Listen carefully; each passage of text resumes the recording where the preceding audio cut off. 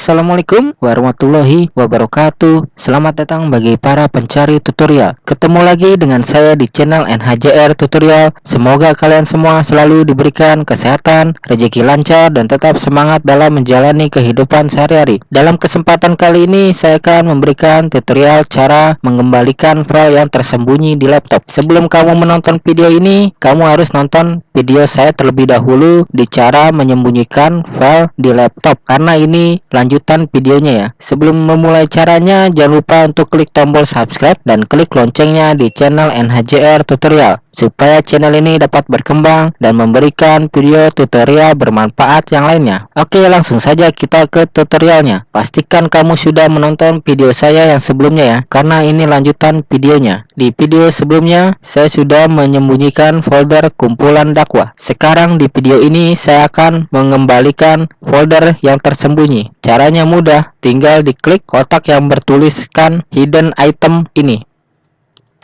Setelah diklik akan muncul folder yang tersembunyi ya. Kita perhatikan baik-baik ya. Kita hapus dulu checklistnya.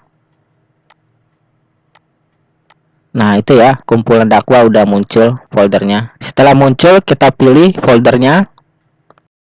Kemudian kita pilih hide selected item. Kita pilih yang ini ya, yang kedua ini.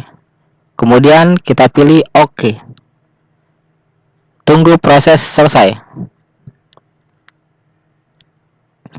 Proses selesai. Folder kamu yang tersembunyi berhasil dikembalikan ya. Mudah dan cepat kan cara menyembunyikan file dan cara mengembalikan file yang tersembunyi di laptop kamu. Semoga video ini bermanfaat untuk kalian semua. Oke, sekian dulu ya video kali ini. Jangan lupa tekan like untuk video saya ini dan subscribe channel NHJR Tutorial sehingga kamu bisa mendapatkan video-video terbaru setiap kali saya mempublikasikan video baru di channel NHJR Tutorial ini. Sekian, terima kasih telah menonton dan sampai jumpa pada video selanjutnya.